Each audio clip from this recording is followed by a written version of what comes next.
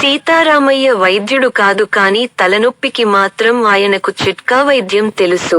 మామూలుగా దొరికే ఆకులను కోసి తెచ్చి, సరైన పాళ్లలో తూకం వేసి కలిపి నూరితే వచ్చిన పలచని ముద్దనాయన నుదుటికి పట్టీగా వేస్తే కొద్ది క్షణాల్లోనే తలనొప్పి చేత్తో తీసేసినట్టు మాయమవుతుంది. రోజుకొక్కరైనా చిట్కా వైద్యం కోసం సీతారామయ్య ఇంటికి రావడం జరుగుతుంటుంది. అలా వచ్చిన వాళ్లను తక్కెడ తెచ్చుకోమని చెప్పి, ఆయన పెరట్లోకి వెళ్లి మొక్కల ఆకులు కోసి తెస్తాడు. తన వైద్యానికాయన ప్రతిఫలం అడగడు. కాని వచ్చిన వాళ్లు డబ్బు కాకపోయినా ఏదైనా వస్తువు, ధాన్యమో, ఫలమో ఆయనకు కానుకగా ఇచ్చి వెళుతుంటారు. సీతారామయ్య ఇంటికెదురుగా ఊదలయ్య ఉంటున్నాడు. అతడు ఉపకార బుద్ధికి బాగా పేరుపడ్డాడు. ఎవరు సాయమడిగినా తనకున్నంతలో లేదనకుండా ఇస్తాడు. ఊళ్ళో ఎవరింట వేడుక జరిగినా వెళ్లి పనిసాయం చేస్తాడు. ఊడలయ్యకు ఊరగాయల వ్యాపారముంది. కాలానుగుణంగా అతడు తయారు చేసే రకరకాల పచ్చళ్లకు ఉన్న ఊళ్ళోనే గాక పట్టణంలోనూ మంచి గిరాకీ ఉంది. తమ ఇళ్లల్లో ఎంత ప్రయత్నించినా ఊడలయ్య పచ్చళ్ల రుచి రాదని అంతా చెప్పుకుంటారు. తన పచ్చళ్ల పాళ్లను ఊడలయ్య వ్యాపార రహస్యంగా దాచాడు. పచ్చళ్లలో పాళ్లు సరిగ్గా పడాలని అతడు తక్కెడ వాడతాడు. అతడి ఇంట తక్కెడ ఉండడం వల్ల సీతారామయ్య ఇంటికొచ్చిన వారెవ్వరూ సొంత తక్కెడ తెచ్చుకోక ఊడలయ్యని అడిగి తీసుకుంటారు. అంతవరకు బాగానే ఉంది.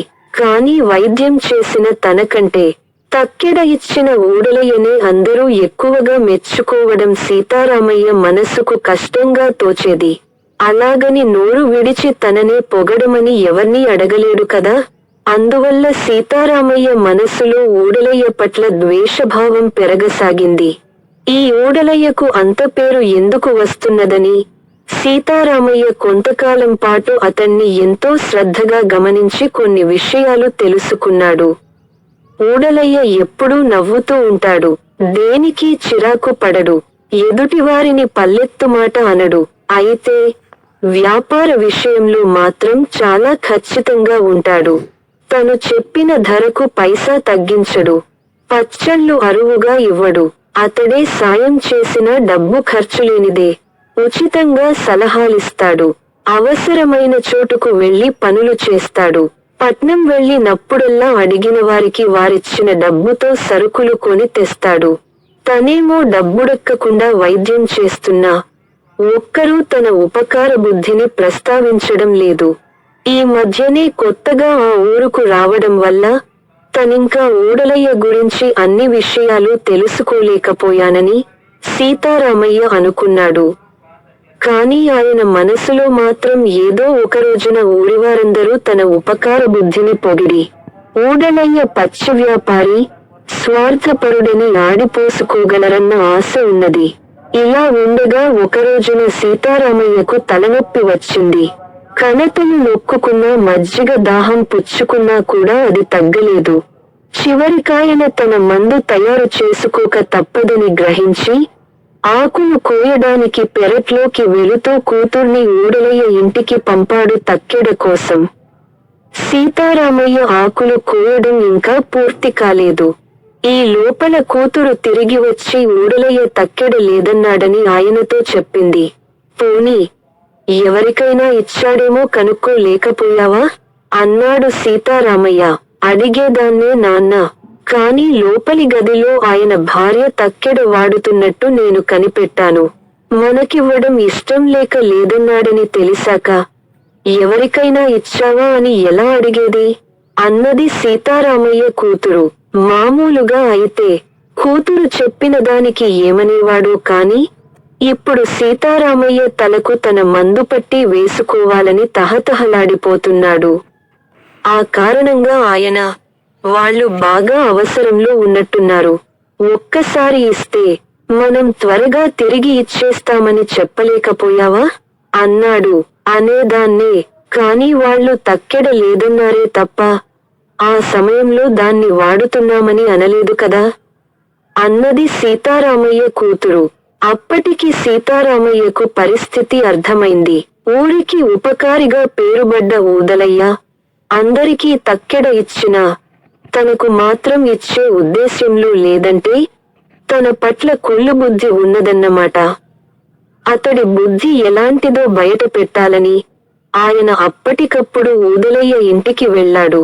ఆ సమయంలో ఊదలయ్య తక్కెడతో ఏదో తూస్తూ, రండి సీతారామయ్య గారు, ఊరగాయల పని ఉన్నప్పుడు తక్కెడను మరే తూకానికి వాడం. అందుకే మీ అమ్మాయిస్తే లేదని చెప్పాను. ఏమీ అనుకోవద్దు అన్నాడు చిన్నగా నవ్వుతూ. ఇందులో అనుకోవడానికేముంది కాని, నువ్వు ఉపకార బుద్ధికి పేరుపడ్డవాడివి కదా. నా ఇంటికి నిత్యం రోగులొస్తారని తెలిసినవాడివి. ఇంకొక తక్కెడ కొని ఉంచాల్సింది. అప్పుడు నీ ఊరగాయల పని ఆగదు. నాకు సౌకర్యంగా ఉంటుంది అన్నాడు సీతారామయ్య వెటకారంగా. ఇందుకు ఊడలయ్య ఒక క్షణం ఆశ్చర్యపోయి, అయ్యో, మీరు చెప్పక మునుపే ఆ పని చేశాను. మీరు మా ఇంటి ఎదుట దిగినప్పటి నుంచి మా ఇంట్లో తక్కెడకు గిరాకీ పెరిగింది. మాకు తక్కెడ నిత్యావసరం. అలాగని మీకు కాదనలేను. అందుకని మరొక తక్కెడ కొని ఇంట్లో ఉంచాను. ఆ తక్కెడనే ఈరోజు వాళ్ళింట్లో ఏదో పచారీ సరుకులు తూచాలని భీమయ్య తీసుకువెళ్ళాడు అన్నాడు. ఇది విని సీతారామయ్యకు తల తిరిగింది.